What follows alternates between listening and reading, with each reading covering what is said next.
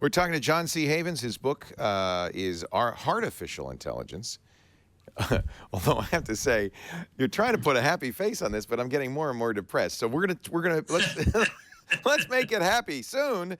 That is your business, happiness and all that, embracing our humanity to maximize machines. What we can do to make this, clearly we're entering this future where there are devices in our house. I have Echoes all over the house. Of course it can listen. It's not a question of whether it can, it's a question of whether it does, but of course it could. And at some point, Amazon could turn that feature on. There's no question about that. Same thing with your phone. You have a microphone in your pocket right now that could be turned on, should a company wish to do so. There's enough important stuff that's real that we should talk about, that we shouldn't add imaginary harms to it. Let's focus on the real harms. Well, I'm glad you brought that up in the sense of I wish you could have her on the show, because in terms of, I think you guys would maybe argue or agree to disagree, in the sense of, but to your point, I'm not interested in, and I can't speak for Fatima, but I'm basically sure that I can say this, she's not interested in fear mongering or, right.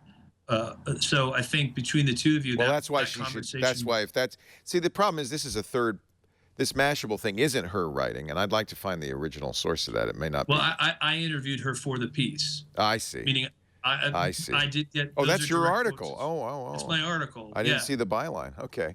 No, it's my article. Meaning, so I do trust her. I'd be curious if she still has that opinion. And the reason is if Echo or Siri or Google Now were sending audio back of everything that's going on without the trigger phrase, there would be such a hue and a cry and a ruckus, because it's observable. You can't send data back to the home office without people seeing it. That it's impossible that that's going on, and no company would risk that. It's not worth it. And by the way, there's not enough power in these devices. These are not massively powered computer devices. They're dumb devices. All they can do is sit there and wait for you to say the trigger word. Well, I would encourage you, first of all, with that, because it was her experience and because of her expertise. Well, that's magical thinking. She didn't look into it. She just said that must have happened. But I could think of 5 different scenarios where that could have happened without Echo listening to her. And I know for a fact that Echo doesn't do that. So, well, again, dealing with her is, as I also respect you so highly in this space, Fatima, in terms of the privacy technology stuff, in terms of Forrester, she's, at least in the privacy wonk circles, she's extremely well respected. Well, that's why it's even more important that she not start making this crap up. Well, here, can you interview her? Because then you'll have the full context. Because she also, I think, this is where I want to be very clear. I can't say this because it was 1 hour-long conversation, and she was fantastic. She, got in touch with Amazon. I mean, she's been doing research about it, because I think your main point is, there's a lack of clarity around what happened for her. So also to your point, or I will make this point from you, is the average consumer, which she's not. She's a privacy expert, and her husband is an AI creator. They were both befuddled as to what happened. That doesn't mean that all the stuff you're saying isn't true. It's just when they had that befuddlement, then the next step that happened, that creepiness, to your point, is what then made them not trust whatever just happened. Yeah, but why they're befuddled is beyond me, because it's not that befuddling. I mean, it happens all the time. That's not befuddling in the least. Well, Amazon has connected her account, maybe because they're at the same address. I can think of plenty of scenarios where Amazon would say, oh, well, somebody at that address is looking for luggage. We should show you luggage. Well, I think... And I don't even know for a fact that she didn't look for luggage. Does she know that she never looked for luggage? Well, I think the short answer is I would so love if you interviewed her, because it sounds like you have an episode here, in the sense of. Well, I mean, it's maybe a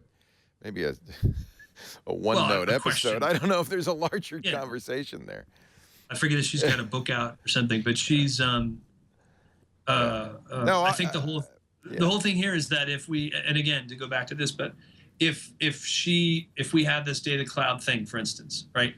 And one of the settings we said is for any companion robot, for an Amazon Echo type device, for instance, like I mentioned before, it's a lot easier to recognize the timbre of emotion in a person's voice than the actual words. So for instance, if someone started yelling, there's already devices out there that have sort of an alarm standpoint, and they can signal a cop, right? So those are simply clarity settings where you want to make sure you're not watching the football game last night and yelling and the cops come. Yeah, but somebody who is a so-called privacy expert and writing important reports and telling people that Amazon's doing something it's not doing and turning off her Echo because she believes it's listening to her is like somebody saying, well, I'm going to wear a tinfoil hat because I know that the radio waves are coming and I hear in my fillings, I'm hearing Garnered Ted Armstrong. It's just as nutty and provably not true, and it's irresponsible for her to say that. So I hope she's not saying that. That's all I'm saying. Well, what she, she saw, I sent a draft of the article to her in terms of so I could. Yeah, no, maybe she stands by it. That's bizarre. And this is where it's tough because I have massive respect for you, and I have massive respect for her. Well, you can verify it for yourself. Just fire up Wireshark. Look what Echo's doing. It's easy to verify. And I guarantee you, there are a lot of privacy wonks going, oh, well, this because people said the same thing about the Xbox and the Kinect. Oh, I'm not going to have Microsoft in there listening to me at all times. The amount of data that would have to be sent back to Microsoft from everybody who had a Kinect, or Amazon from everybody who had an Echo, or Google from everybody who had a phone, or Apple, everybody who has Siri, would be massive. Now, of course, the minute you say the trigger word, that gets sent back to the server because otherwise it wouldn't work. Yeah, I guess I come from such a different paradigm. Well, that's what worries me because people want to believe this is true, and that's dangerous. But here's the thing. Google Street View, they went to court and dealt with the fact that they mined unencrypted Wi-Fi data. And by the way, they blamed one engineer.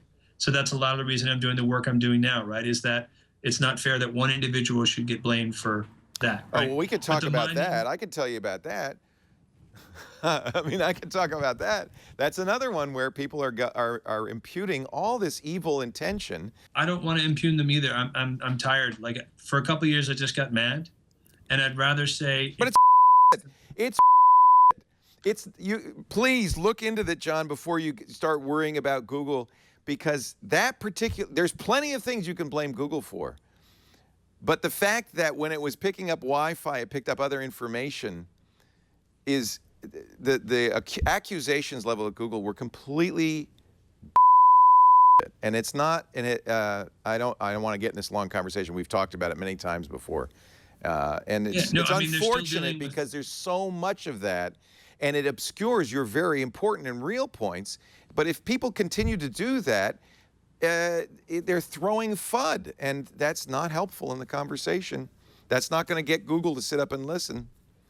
Well, I think part of it for me is all it's going to get Google to do is say, "Well, I guess we won't be offering any of these services because people are so, anxious to misunderstand what's going on." Well, I think here's the thing: they did go to court, so it doesn't mean that means that the courts. For those situations, there were a couple of different things that some of them I think are still unresolved with Street View. That doesn't mean that the courts were right? But it means that there's laws that are now, and this is a lot of the stuff with robots. This guy, Ryan Kalo, he'd be a great interview. There's a lot of new laws that are being created because law up until about 20 years ago was created solely for humans by humans. Whereas now devices, this is not Street View, by the way, devices that have a form of autonomy, are in one sense, new laws are being written around it. Yeah. But there was another thing. By the way, I'm not any big company, right? I'm not trying to pick on Google. Any big company is going to get sued, right? So, but Google also had a situation with the apps for education situation, where they said they weren't going to use kids' data, and they did, and they went to court, and you can look at the documents in terms of.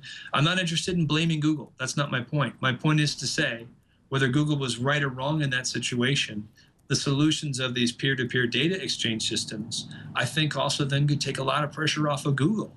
Because guess what? The personal data cloud stuff, we didn't get into some of this, but that also means I have a lot more culpability and responsibility as an individual for how my data is shared, right? So it's a hard thing I'm proposing, but it's a transparent thing that I'm proposing.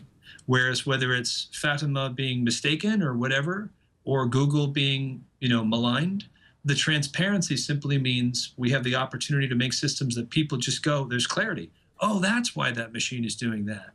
And for me, and this is the last thing I'll say, but I'm just fascinated that I get how hard these things are that I'm saying, but then I interview someone who's like, we're about this close to replicating the cortex where we think we'll be able to imbue consciousness into machines in 10 years. Right. And I'm like, that's pretty mind-blowing and awesome.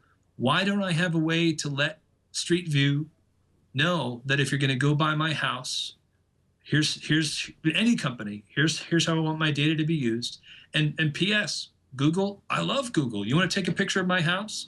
I'll pay $1 for you to take a picture of my house. So all that is that I'm still trying to deal with